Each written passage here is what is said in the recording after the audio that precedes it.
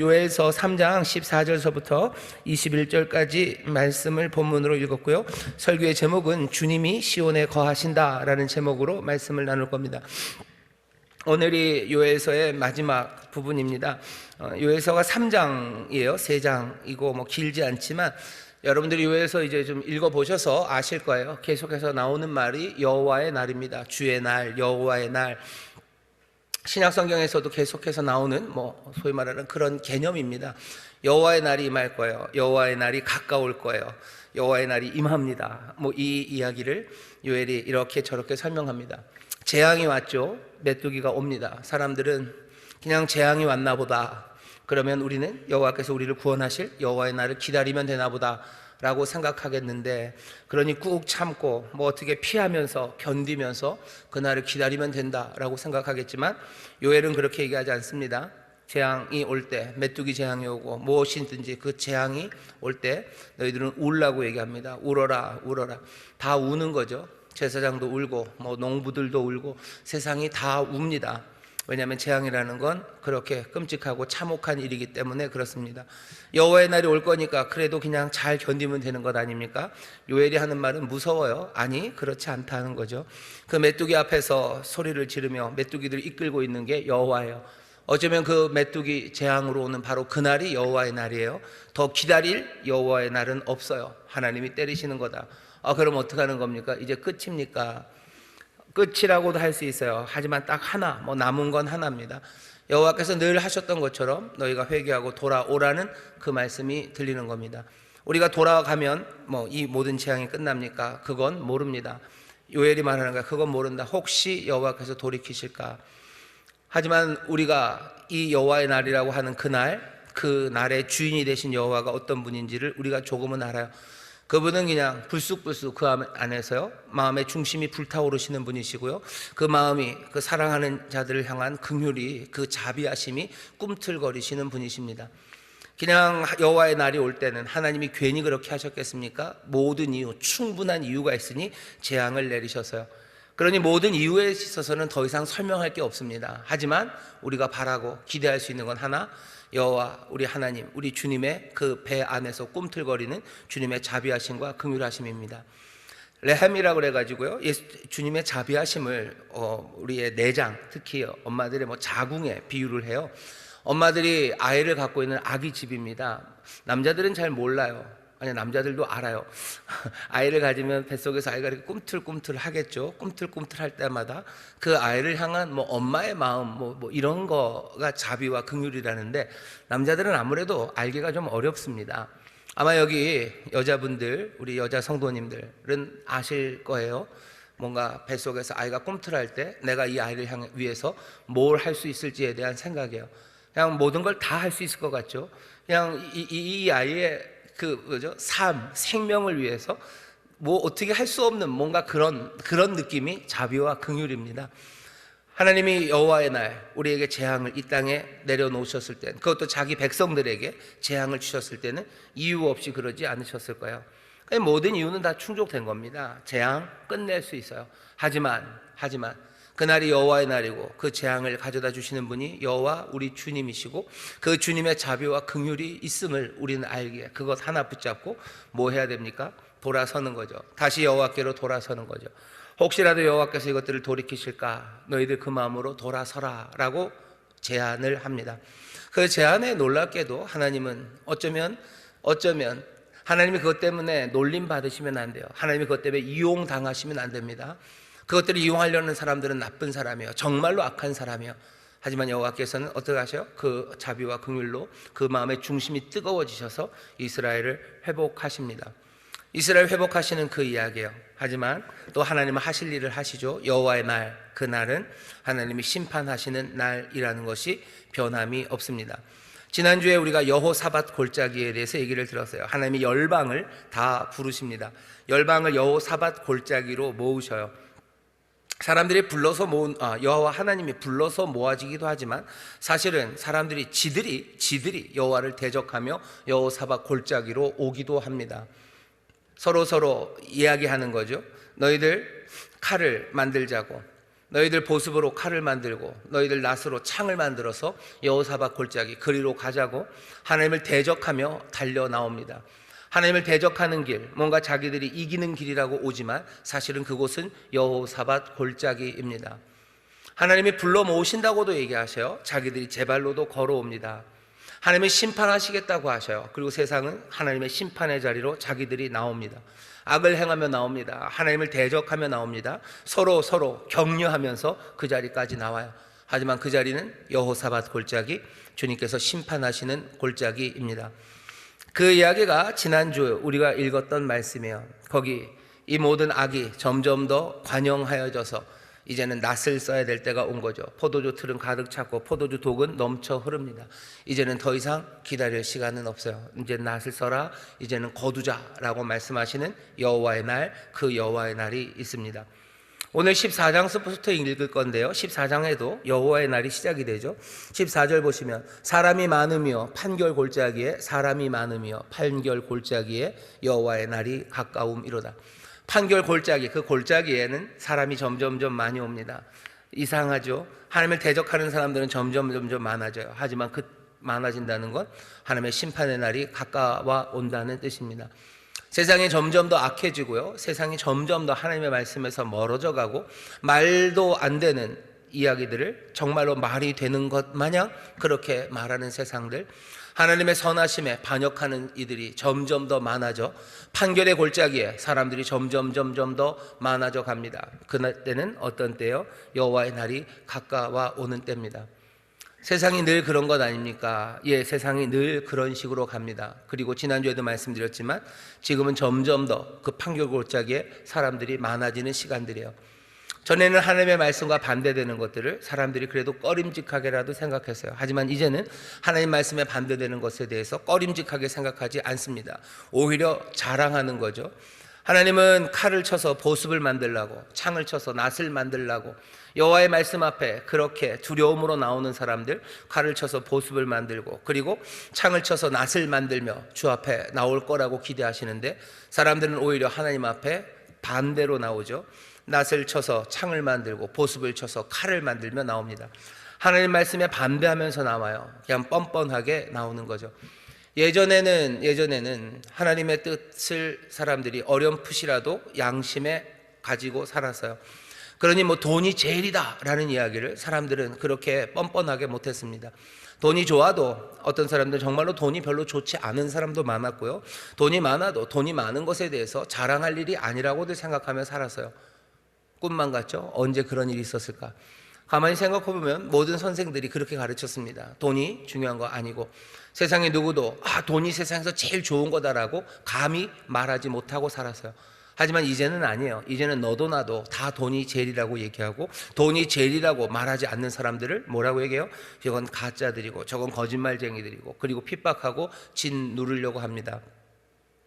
사람들은 성적으로 그냥 뭔가 문제가 생기면 숨겨야 된다고 생각했어요. 이제는 아니에요. 오히려 더 자랑합니다. 내가 얼마나 많이 문란한지, 내가 얼마나 많이 그렇게들 사는지가 자랑하며 나오는 거예요. 판결 골짜기에 사람들이 점점 많아집니다. 창을 낫으로 바꾸는 게 아니라 낫을 창으로 바꾸며 약한 사람들마저도 서로 부추기면서 판결 골짜기 그리로 나옵니다. 지금은 그런 세상을 살아가고 있어요. 오늘 설교의 제목은 주님이 시온에 거하십니다. 판결 골짜기에 사람은 점점 많아지는 그때, 여호사밧 골짜기, 하나님의 판결의 골짜기, 심판의 골짜기에 사람들이 모이는 그때, 오늘 본문은 시온이라는 이름을 말해요. 시온, 하나님이 시온에 거하기 시작하십니다.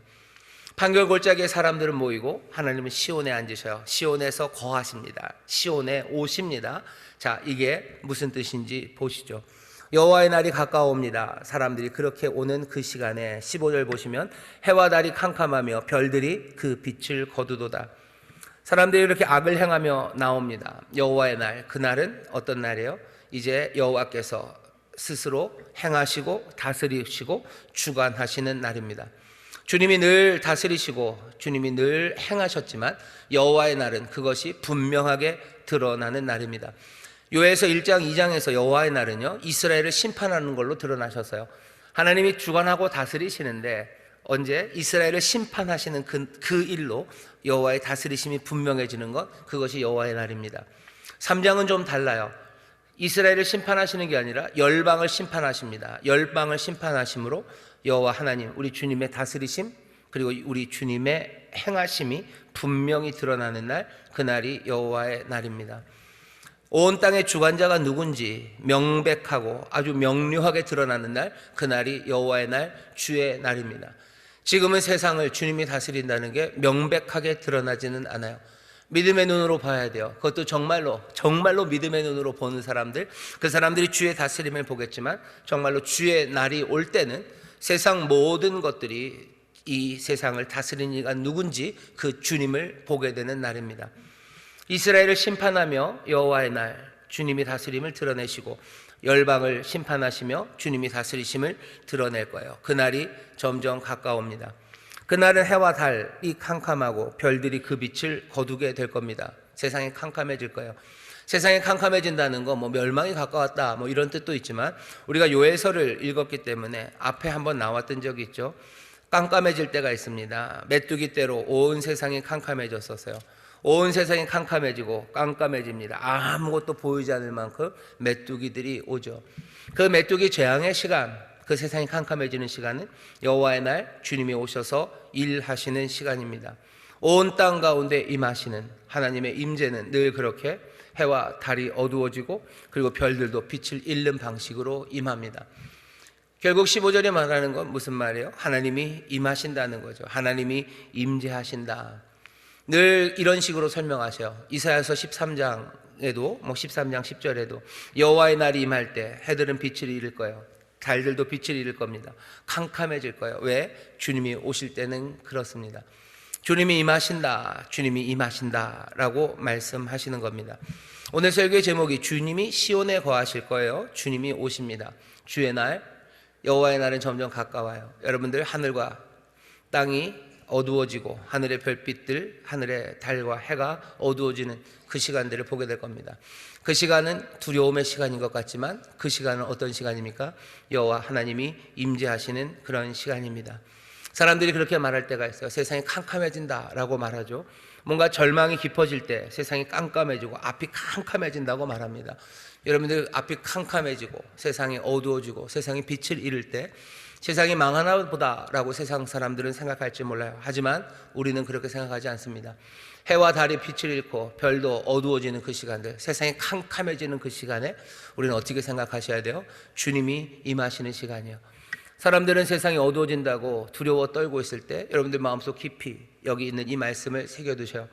해와 달이 캄캄하고 별들이 그 빛을 거두는 그 시간, 주님이 임재하시는 시간입니다.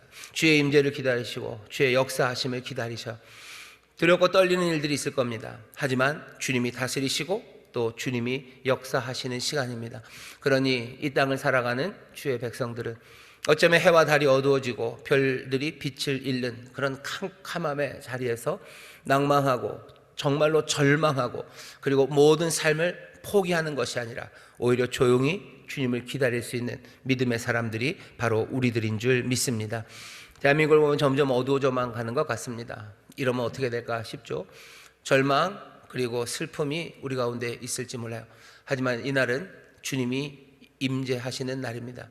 주님이 임재하시면 모든 것이 다 잘 됩니까? 아니죠. 이스라엘도 심판받고 열방도 심판받습니다.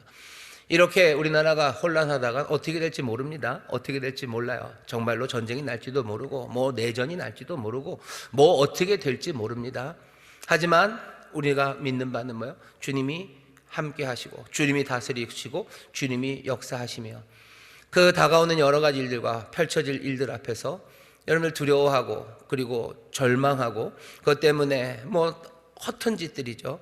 그냥 주님은 없는 세상이니 마음대로 살기 시작하고 욕하기 시작하고 그냥 폭력적으로 살기 시작하고 주님 없는 것처럼 사는 것, 그것은 하나님의 사람이 살아가는 것은 아닙니다. 우리 앞에 어떤 일이 올지 우리는 다 압니까? 우리 교회가 있고 대한민국 교회가 있으니 앞날엔 아무것도 없습니다. 아무 일도 안 일어납니까? 아니, 그렇지 않습니다. 그러면 뭐 망했던 나라들은 거기 살았던 모든 사람들은 다 그리스도인들도 아니었습니까? 대한민국의 앞날에 뭐 아주 뭐라 해야 되나, 그냥 쉬운 낙관하지 마셔요. 요에서가 말하는 바입니다. 너희들 낙관적으로 살지 말아라요. 낙관적으로 살지 말아라. 성경은 우리에게 낙관적으로 살라고 얘기하지 않으셔요. 낙관적이라는 건 모든 것이 다 잘 된다는 거죠. 모든 것이 다 잘 되는 이야기 없습니다. 이스라엘 망하고 유다 망합니다. 예수님 십자가 치고요, 제자들 돌에 맞고 죽습니다. 모든 것이 다 잘 되지 않아요. 우리는 낙관으로 사는 사람 아닙니다. 그럼 우리는 도대체 뭘로 삽니까? 우리는 비관으로 삽니까? 그럴 리가 있습니까? 우리가 왜 비관으로 삽니까? 우리는 낙관으로 사는 것도 아니에요. 우리는 비관으로도 사는 것 아니에요. 우리는 무엇으로 삽니까? 궁금하시죠? 우리는 희망으로 삽니다. 우리는 희망으로 살아요. 낙관과 희망이 다릅니까? 예, 분명히 다릅니다. 분명히 달라요. 낙관은 모든 것이 다 잘 될 거라는 생각이요. 아니, 그 생각은 분명히 깨집니다. 깨질 수밖에 없어요. 왜? 모든 것이 다 잘 되지 않기 때문이죠. 하지만 우리는 희망으로 삽니다. 하나님이 다스릴 것에 대한 희망으로 삽니다. 하나님이 우리에게 은혜를 베푸시고 우리를 보호하시고 우리에게 좋은 것을 주실 거라는, 우리는 그 희망, 그 소망으로 살아가는 사람이에요. 그러니 우리 앞에 당장 세상이 망하는 일이 닥치고 내 삶이 찢어지고 깨지는 일이 내 앞에 올지라도 나는 희망으로 사는 거죠. 사람이 낙관으로 살다간 금방 넘어집니다. 다 잘 될 거라고 생각했는데 안 되면 어떻게 할 거예요? 내 믿음이 깨지는 거죠. 낙관의 믿음이 깨지고 나고 또 낙관의 믿음이 깨지고 계속해서 깨지고 나면 사람들이 믿음도 잃어버리고 절망으로 살아갑니다. 우리는 그렇게 살아가는 사람 아니에요. 하늘은 어두워질 겁니다. 하늘의 빛도 어두워질 거예요. 메뚜기가 오는 날들, 여호와의 날, 주의 날이 그렇게 올 겁니다. 하지만 모든 그 주의 날들은 정말로 말 그대로 여호와의 날, 주의 날이에요. 주님이 행하시고 주님이 다스리시고 주님이 주관하십니다. 우리 앞날에 우리가 생각했던 좋은 일이 아니라 우리가 생각했던 가장 비관적인 일이 우리 앞에 벌어졌어요. 그럼 우리는 어떻게 할 겁니까? 우리의 낙관이 깨지고 우리는 하나님 원망합니까? 아니죠. 그 어쩌면 어두우면 어두운 바로 그 시간이 하나님이 주관하시는 시간이고 하나님이 다스리시고 행하는 시간임을 우리는 믿어요. 그러니 그 어려움 가운데서도 우리는 회개하고 주 앞에 소망을 두고 우리는 희망으로 살아가는 겁니다. 우리는 희망으로 살아가는 사람이지 낙관으로 살아가는 사람은 아니에요. 여러분, 희망을 놓치지 마셔요. 주를 향한 믿음을 놓치지 마셔. 우린 믿음으로 삽니다. 우리는 희망으로 삽니다. 하나님의 은혜, 하나님의 능력, 그것들을 믿으시며 여호와의 날, 주의 날, 주님이 임하시는 그 두렵고 떨리는 시간들을 여러분들 소망으로 기다리시고 또 그 안에서 정말로 주님 기뻐하시는 삶으로 살아가게 되시기를 주의 이름으로 축원합니다. 주의 이름으로 축원합니다. 여호와의 날, 어두운 날, 그날은 주의 임재의 날입니다. 여호와께서 시온에서 부르짖으실 거예요. 16절입니다. 나 여호와가 시온에서 부르짖고 예루살렘에서 목소리를 발하리니 하늘과 땅이 진동되리로다. 그러나 나 여호와는 내 백성의 피난처 이스라엘 자손의 산성이 되리로다. 여호와께서 시온에서 부르짖으신대요. 예루살렘에서 소리를 발하신답니다. 그럼 온 땅이 흔들립니다. 시온과 예루살렘은 하나님이 거처를 정하신 곳이에요. 하나님은 어디 사십니까? 하나님이 사시는 곳에 사시죠. 하나님이 사시는 곳이 어디입니까? 글쎄요 라고 대답하면 안 돼요. 하나님은 어디에 거하신답니까? 시온에 거하신대요. 하나님은 예루살렘에 거하신답니다. 하나님의 거처예요. 왕이신 하나님은 시온에 그리고 예루살렘에 거하십니다. 이건 어떻게 이해하셔야 돼요? 그냥 액면 그대로 이해하셔야 돼요. 하나님이 예루살렘에 오십니다. 예루살렘에 오셔요. 예루살렘에서 사셔요. 하나님이 어디요? 시온에 거하십니다. 그게 우리가 믿는 바예요. 하나님은 그냥 저 멀리 하나님이 계신 어딘가를 우리가 시온이라고 부르는 게 아니에요. 하나님이 계신 어딘가를 예루살렘이라고 부르는 게 아니에요. 하나님은 정말로 예루살렘에, 하나님은 정말로 시온에 거하러 오십니다. 계시록에도 보면 새하늘과 새 땅, 새 예루살렘이 우리 가운데 내려옵니다. 새하늘과 새 땅, 새 예루살렘이, 그렇게 단장한 새 예루살렘이 내려와요. 그리고 어떻게 하셔요? 하나님은 그 백성들 가운데 거처를, 장막을 펴셔요. 그 백성들 가운데 사십니다. 새 예루살렘, 거기에 장막을 치시고 거기를 거처로 삼으시고 거기에 거하셔요. 오늘 설교 제목이에요. 주님이 시온에 거하십니다. 주님은 시온에 임재하십니다. 주님은 시온에서 다스리십니다. 시온과 예루살렘은 하나님의 거처, 하나님의 임재하며 하나님이 거기 거하시고 하나님이 거기서 다스리십니다. 하나님은 하늘 위에서 다스리시는 하늘에 계신 아버지시죠. 하늘에 계신 아버지가 하늘 보좌에서 다스리셔요. 하지만 그 하나님이 어디로요? 시온 그리고 예루살렘에 거하시며 여기서 다스리신대요. 우리 하나님은 임마누엘입니다. 우리와 함께 하시는 하나님이에요. 하나님은 멀리 계시고 높이 계셨던 그분이 이스라엘 백성들, 그 사람들에게 장막을 만들라 하시고 그 은혜 법궤죠, 그 보좌, 그 조그만 시은좌 거기에 앉으셔요. 하나님이 이 땅에 거하시면서요, 어디 사셨냐면요, 그 천막에 사셨어요. 하나님이 쓰셨던 의자 내지는 침대 아니면 보좌는요, 한 70, 요만한 상자입니다. 요만한 상자 위에 앉으셨어요. 요만한 상자 위에 무슨 좋은 쿠션을 깔지도 않으셨어요. 나무떼기 위에 앉으셨어요. 물론 그룹 둘이 이렇게 아름다운 조각이 있긴 했지만 하나님은 시은좌, 은혜를 베푸시는 그 자리는 나무 널빤지입니다. 나무 상자 위에 뚜껑 덮으시고요, 그 뚜껑 위에 앉으신대요. 거기가 내 자리다. 내가 거기 앉아서 은혜를 베푸신대요. 하나님은 주님이 시온에 거하십니다. 우리를 다스리시는 분이 우리와 함께 하셔요. 우리와 함께 하시며 그 놀라운 통치를 행하십니다. 여기 시온에서 부르짖고 예루살렘에서 목소리를 발하리니 하늘과 땅이 진동합니다. 시온이라는 이름이 아름답지만 시온은 예루살렘입니다. 그럼 예루살렘은 얼마나 아름답습니까? 아마 솔로몬이 지은 성전이 아름다웠을 거죠. 아름다웠겠죠. 꽤나 아름다운 곳, 하지만 세상에 정말로 거대한 영광에 비하면 예루살렘이 뭐가 그렇게 대단합니까?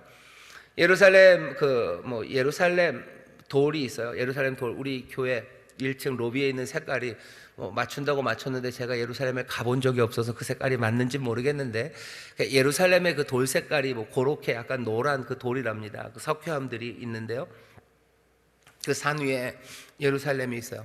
바위산 위에 있는 그 아름다운, 햇빛 비치면 찬란한 황금성이라고 황금빛을 띈답니다. 하지만 진짜 황금은 아니에요. 그냥 돌이 그래서 그래요. 정말로 엄청난 도시들이 얼마나 많습니까? 여러분들 북경 애들 가보셨죠? 전 못 가봤습니다. 거기 가면 자금성 같은 거 있대. 어마어마하게 크대요. 어마어마하게 큰 자금성. 로마에 가면, 지금도 로마에 가면, 지금도 파리에 가면, 루브르, 이런 왕궁들, 어마어마들합니다.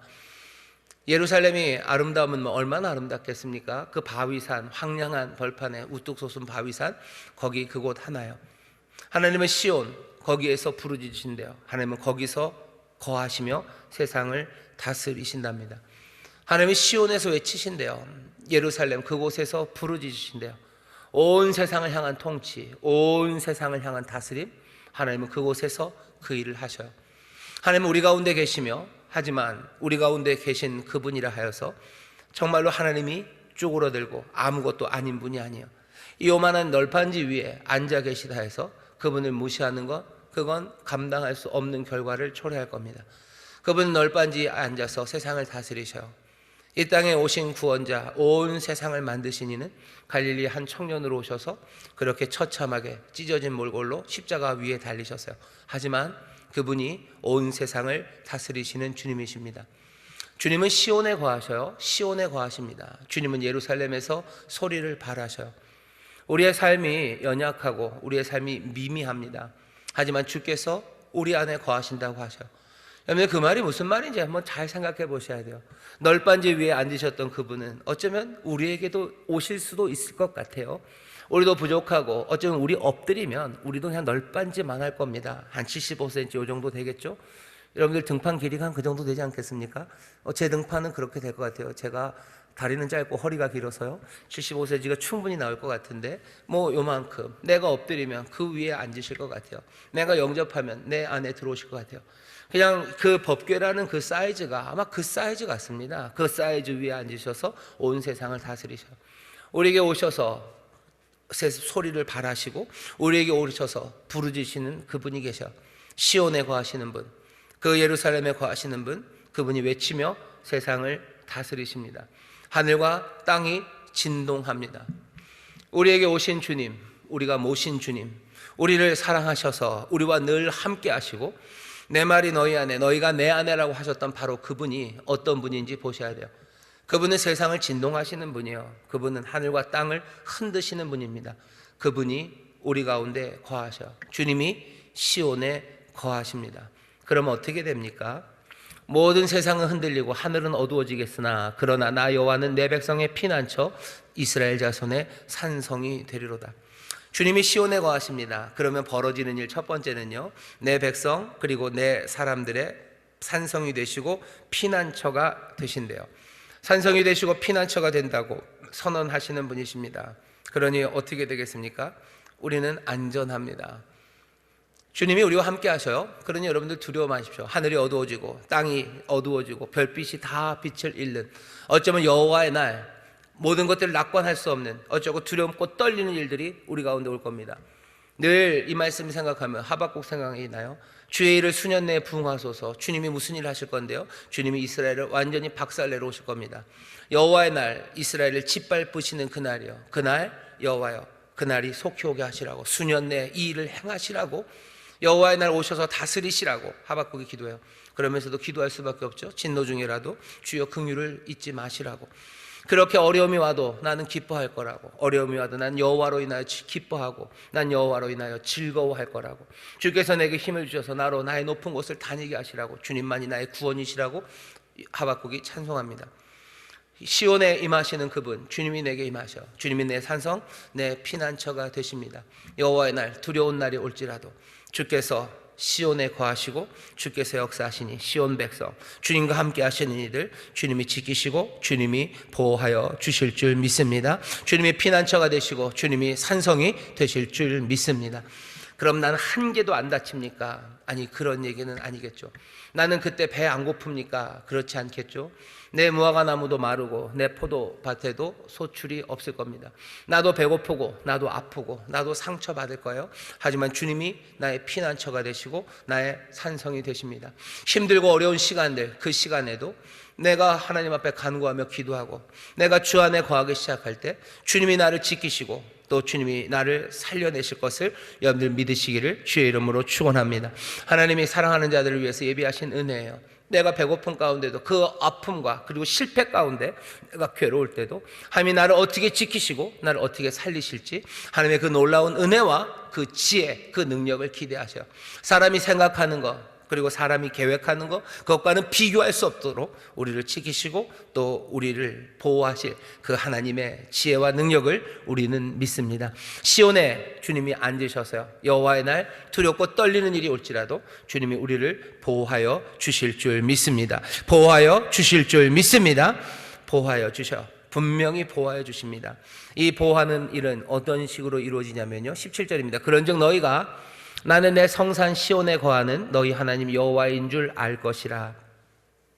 그 어두운 날에 시온, 주님이 시온에 거하실 때 이 말씀이 축복의 말씀입니다. 너희가 나는 내 성산 시온에 사는 너희 하나님 여호와인 줄 알 것이라. 하나님이 시온에 산다는 걸 너희가 알 것이다. 하나님이 너희와 함께 한다는 걸 너희가 알 것이다 라고 얘기하는 거예요. 우리가 이제는 압니다. 이제는 알아요. 이건 복이죠. 어쩌면 전에는 잊어버렸어요. 하나님은 멀리 계시고, 아니 하나님 너희와 함께 하신다는 걸 이제 너희가 안다. 이건 하나님의 말씀입니다. 하나님의 선언이에요. 하나님을 몰랐던 사람들, 하나님을 떠나갔던 사람들, 이제 너희가 하나님을 알 것이다. 하나님이 시온에 거하고 너희와 함께 하고 있다는 것을 너희가 알 것이다. 이건 믿음 없었던 사람들이 믿음을 얻는 거예요. 몰랐던 진리를 깨닫기 시작하는 거예요. 없었던, 아니 잃어버렸던 생명을 다시 되찾는 겁니다. 이걸 뭐라고 불러요? 회개라고 부릅니다. 삶이 변하는 거죠. 이렇게 될 것이라고 하나님이 선언하십니다. 하나님의 말씀대로 이루어집니다. 하나님이 열심으로 이 일을 이루실 거예요. 우리를 회개하시고 우리를 진리로 이끌기 위해서 하나님이 일하셔요. 하나님이 어찌 일하셨는지 우리는 복음서를 통해서 압니다. 요한복음을 통해서 알아요. 마태, 마가, 누가, 그 복음서를 통해서 우리가 압니다. 말씀이 육신이 되어 우리 가운데 오셔요. 이 땅에 거하시며 모진 일들과 오해를 다 겪으시면서도 우리를 부르시고 생명의 길로 인도하시고 그 끝내 십자가, 그 영광, 죽고 다시 부활하시는 그 놀라운 일들을 우리들 앞에 보이시며 어떻게 하시는 거예요? 예수가 하나님의 아들이신 것을, 바로 그분이 우리의 구원자이심을, 하나님이 우리를 사랑하심을 우리에게 보이셔요. 그래서 알게 하시는 거죠. 하나님이 우리와 함께 하심을 알게 하는 거예요. 하나님이 우리를 함께 하시고 하나님이 우리의 구원자가 되시고 하나님이 우리를 다스리시는 복된 아버지이심을 알게 하는 것, 그것이 하나님이 하시는 일입니다. 그것을 알 것이라 라고 선언하셨어요. 그리고는 어떻게 하셔요? 그 말씀이 이루어지도록 하나님의 열심히 일을 이루어 갑니다. 우리가 하나님을 그렇게 알기 시작할 때, 주님이 시온에 거하신다는 걸 알기 시작할 때, 주님이 우리와 함께 하시고 우리와 함께 하시며 우리 안에서 이제 세상을 다스리기 시작하는 걸 알기 시작할 때 우리의 삶은 달라지기 시작합니다. 하나님이 우리를 보호하신다고 그러셨죠. 그러니 우리를 보호하시는데 어떻게 하시냐면요, 17절입니다. 그런즉 너희가 나는 내 성산 시온에 거하는 너희 하나님 여호와인 줄 알 것이라. 예루살렘이 거룩하리니 다시는 이방 사람이 그 가운데로 통행하지 못하리로다. 이제는 그 누구도 이렇게 돌이킨 이스라엘, 하나님이 우리와 함께 하심을 깨달아 이제 아는 그 사람들의 삶을 짓밟을 수 없습니다. 누구도 그들을 두렵게 할 수 없습니다. 왜냐하면 그들의 하나님이 친히 그들을 위해 싸우시기 때문입니다. 아무도 이스라엘을 통과하지 못할 거예요. 아무도 예루살렘을 이방 사람이 짓밟고 다니지 못할 겁니다. 전에는 그냥 거정문 같았어요. 아무나 침범해 오면 그냥 열리고 뚫리고 사람들이 와서 침범하고 짓밟고 지나갔던 그런 예루살렘이지만 이제는 아닙니다. 이제는 그렇게 안 됩니다. 세상에서 약하고 미미하게 보여도요, 정말로 그들의 하나님이 그들과 함께 계심을 그들이 알기 시작한다면 아무도 그들을 다시 억누를 수 없어요. 누가 당합니까? 하나님의 능력을. 로마서 8장 31절 보면 하나님이 우리를 위하시면 누가 우리를 대적합니까? 우리를 대적할 자 없습니다. 우리의 예루살렘을 짓밟고 지나갈 사람이 없어요. 우리의 삶은 이제 밟히지 않을 겁니다. 하나님의 진리의 말씀, 하나님의 정말로 은혜를, 주의 다스리심을 이제 아는 사람들, 주님이 나와 함께 하심을 아는 사람들, 그 사람들의 삶은 짓밟히지 않아요. 대적할 자 없습니다. 하나님이 우리에게 그 약속을 하셔요. 왜? 시온에서 다스리시기 때문입니다. 여러분들 밟히지 마시기를 주의 이름으로 축원합니다. 밟히지 않도록 주님께서 복 주실 것을 믿습니다. 예루살렘을 들어오지 못합니다. 여러분들의 가정도 마찬가지야. 여러분들의 가정에 짓밟고 지나가는 것들이 많죠. 뭐가 짓밟고 지나갑니까? 불안이라는 놈들이 짓밟고 지나가요. 우리의 가정을 막 불안이 짓밟아 보죠. 자근자근 밟고 지나가죠. 왜? 우리가 믿는 바가 허망하기 때문이에요. 그러니 이런 풍파 저런 풍파, 이런 문제 저런 문제 닥칠 때요, 그냥 불안이 우리를 짓밟습니다. 가장을 짓밟아요. 애들을 짓밟아요. 애들이 불안해하면 부모님들은 얼마나 슬픕니까? 얼마나 슬퍼요. 그래도 어쩔 수 없어요. 불안이 그냥 마음껏 짓밟고 갑니다. 불안이 짓밟고 갑니까? 분노가 짓밟고 가요. 그냥 뭔가 실수한 것들, 그 실수한 데미지들이 그냥 서로에게 영향을 끼치기 시작할 때 사람들은 서로 분노하고 미워하는 거죠. 가정에 미움이 휩쓸고 가는 거예요. 그냥 남편은 아내를 미워합니다. 아내가 밉죠. 아내는 남편이 미운 거예요. 아휴, 저거 이렇게, 죄송합니다, 그렇게는 안 하겠죠. 저 사람 때문에 밉죠. 자녀들이 밉죠. 사고치는 자녀가 밉죠. 뭔가 재구실 못하는 부모님이 밉죠. 그냥 미움이 짓밟고 지나가는 거예요. 비움이, 분노가 뿐만 아니라 온갖 절망이, 슬픔이 우리의 가정을 짓밟아가요. 그게 심각해지면 어떡합니까? 살인이 짓밟고 가는 거예요. 사람들이 살인하고 욕하고 서로 미워하고 하는 것들이 우리의 가정을 짓밟고 갑니다. 죄가 짓밟고 가요. 온갖 사망이 우리의 가정을 짓밟고 갑니다. 유린하는 거죠. 우는 사자처럼 두루다니며 삼킬 자를 찾는 악한 것들이 우리의 예루살렘을 그냥 와고 와서 짓밟아 갔는데 우리가 어떻게 속수무책으로 당하며 살아요. 약하고 미미하기 때문입니다. 연약하기 때문이에요. 하지만 하나님이 우리를 위하시면 누가 우리를 대적합니까? 주님이 시온에서 다스리셔요. 시온에서 다스리십니다. 주님이 우리의 삶 안에 오셔서 우리 안에서 통치하기 시작하실 때, 그때 악한 것들은 예루살렘을 지나가지 못해요. 전에는 마음껏 들어와서 마음껏 유린하고 그냥 떠나갔던 그 모든 악함과 그 사망의 권세가 더 이상 역사하지 못합니다. 주님이 시온에 거하시고 주님이 시온에서 소리치시며 부르짖으시며 온 세상을 다스리심을 여러분들 믿으시기를 주의 이름으로 축원합니다. 주의 이름으로 축원합니다. 여러분들 주님이 시온에서 다스리심을 믿습니다. 주님이 시온에 계심을 믿습니다. 누가 시온을 침범합니까? 침범하지 못합니다. 주께서 우리의 가정에, 주께서 내 삶에 함께 하셔서 여기서 다스리시고 내 가정에서 다스리셔서 이 놀라운 대적할 자 없는 이 하나님의 은혜, 이 복을 누리는 우리 모두가 될 줄 믿습니다. 주님이 시온에 거하시면 대적할 자가 없어요. 또 어떻게 됩니까? 주님이 시온에 거하시면 풍요가 회복됩니다. 18절입니다. 그날의 산들이 단 포도주를 떨어뜨릴 것이며 작은 산들이 젖을 흘릴 것이며 유다 모든 시내가 물을 흘릴 것이며 여호와의 전에서 샘이 흘러나와서 시딤 골짜기에 대리라. 여기 보면 단 포도주가 떨어졌어요. 메뚜기 재앙이 왔을 때 포도주가 떨어집니다. 아니 메뚜기가 왔는데 왜 포도주가 떨어집니까? 왜 포도주가 떨어지죠?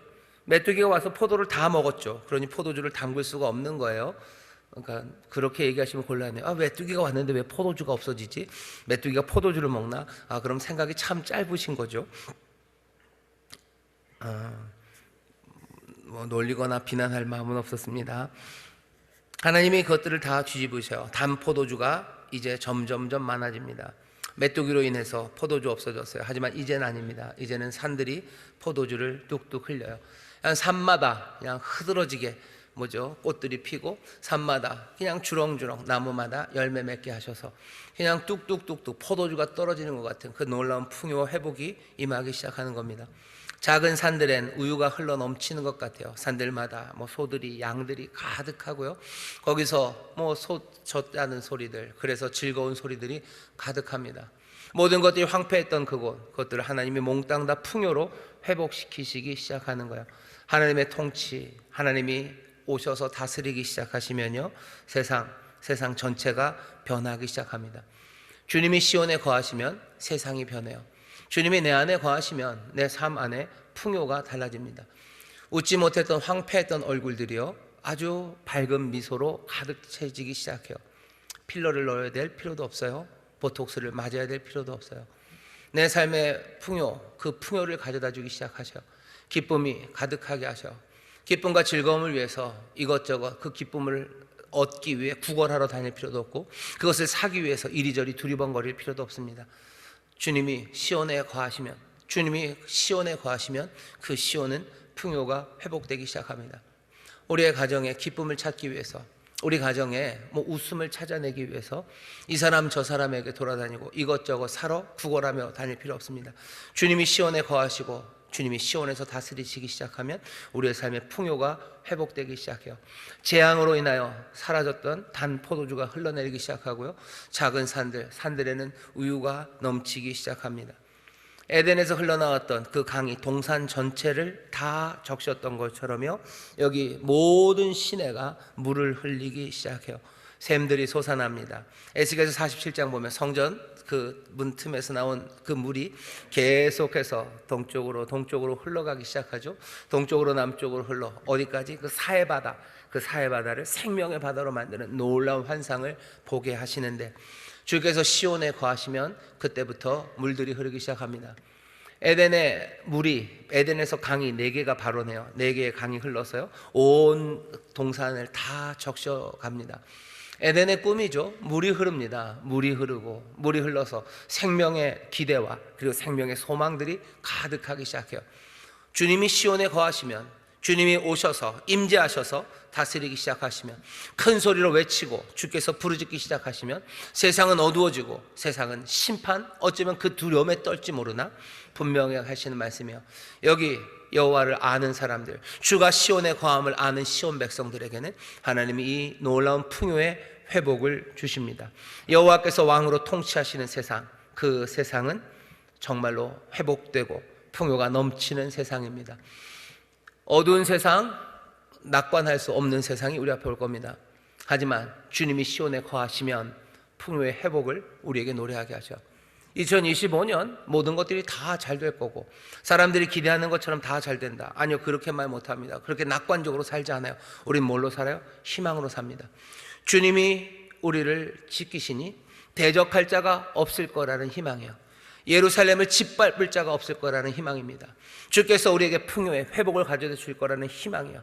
어두운 세상에서도, 힘든 세상에서도 강이 흐르게 하시고 샘이 터져 나오게 하시고 그 산과 그 작은 산에 단포도주와 우유가 가득하게 하실 거라는 그 희망으로 삽니다. 두려워하지 마셔요. 염려하지 마셔요.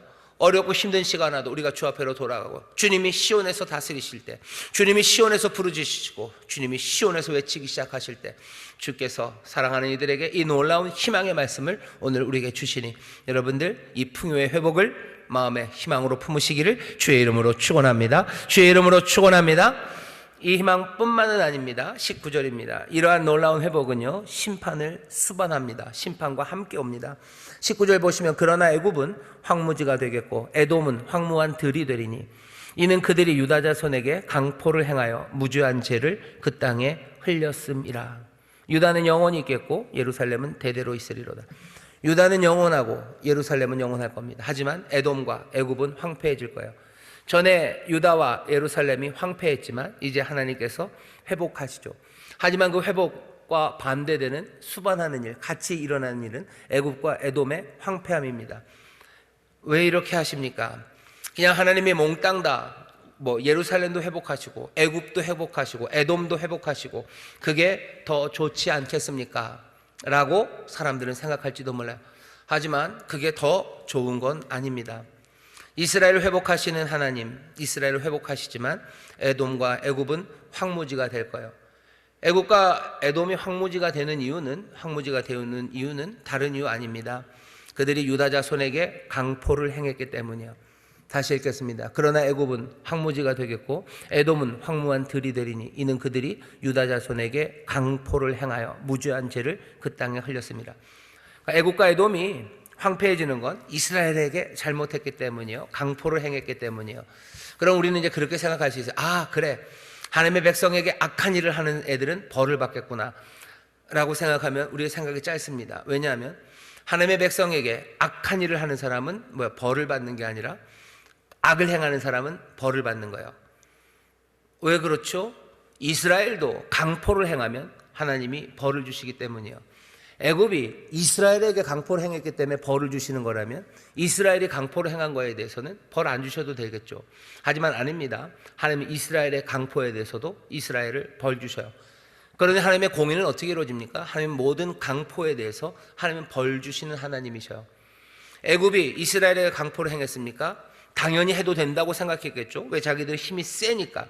에돔이 이스라엘에게 강포를 행해도 된다고 생각했겠죠. 왜냐하면 자기들에게는 그런 기회가 주어졌기 때문에. 기회가 주어지고 내게 힘이 있으면 내가 그렇게 해도 된다는 세상에서 사람들은 강포를 행합니다. 여기 강포라고 번역된 말, 폭력이라고 우리가 생각하는 이 말은 하마스예요. 사실은 이 하마스라는 이야기가 굉장히 오래된 이야기입니다. 어디선가 들어보셨죠? 지금 이스라엘 그 주변에 있는 여러 테러리스트 조직들 이름 중에 하마스라는 조직이 있어요. 자기들은 하마스로, 그렇죠? 하마스라는 방식으로 뭔가를 해내겠다는 사람들이에요. 하지만 그 이름은 굉장히 사실 위험한 이름입니다. 하나님은 하마스를 싫어하셔요. 굉장히 친이스라엘 정책 같은 이야기를 제가 하는데요.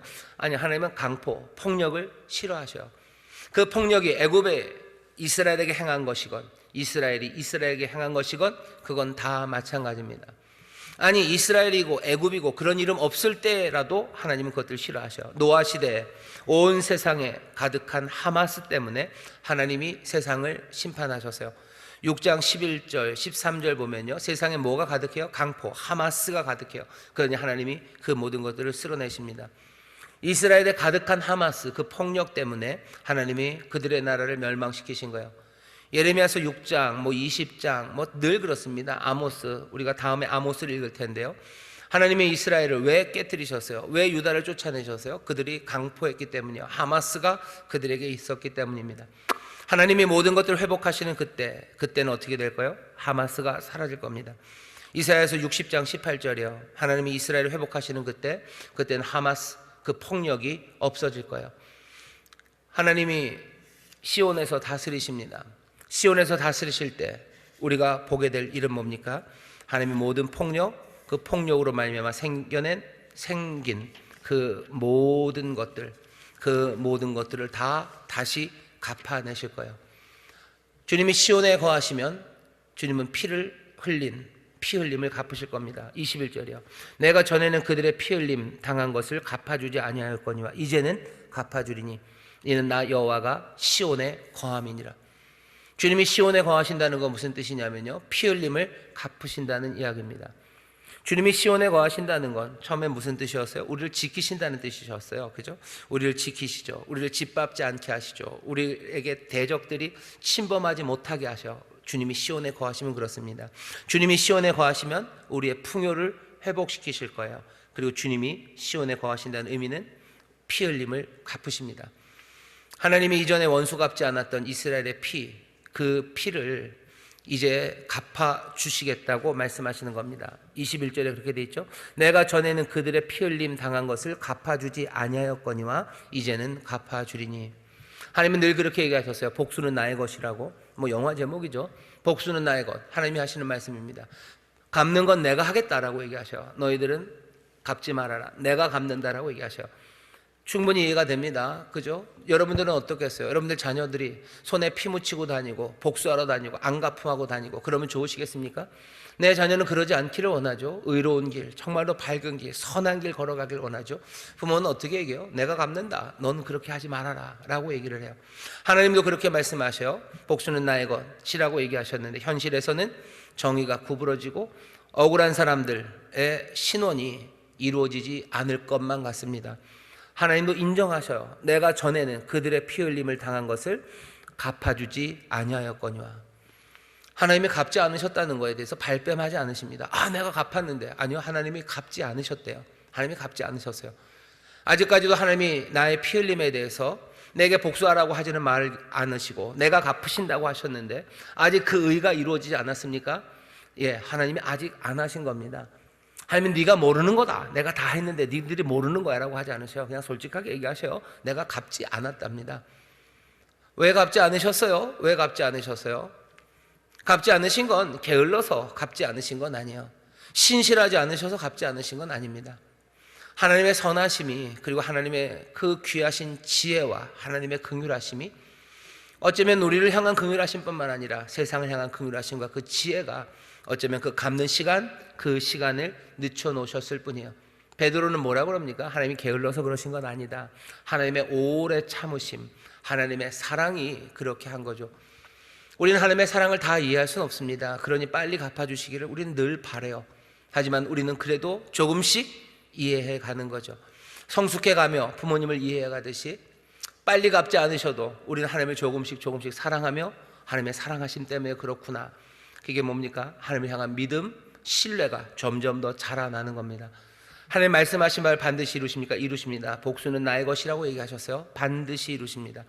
현실에서는 정의가 구부러지고 억울한 이들, 그 사람들의 신원이 이루어지지 않을 것 같았지만 오늘 요에서 본문이 다시 한번 확인해 주셔요. 하나님이 이전에 갚지 않았던 복수 반드시 이행할 것임을 분명히 말씀하십니다. 하나님은 반드시 갚으셔요. 피 흘림을 반드시 갚으십니다. 여호와 하나님을 믿는다는 것, 우리가 하나님을 믿는다는 것, 그분이 반드시 불의를 징벌하신다는 거예요. 그분이 정말로 악들 그리고 그 모든 잘못된 것들을 하나하나 다 갚아내신다는 것을 믿는 겁니다. 우리가 믿는 하나님은 공의의 하나님이에요. 하나님은 다 갚으십니까?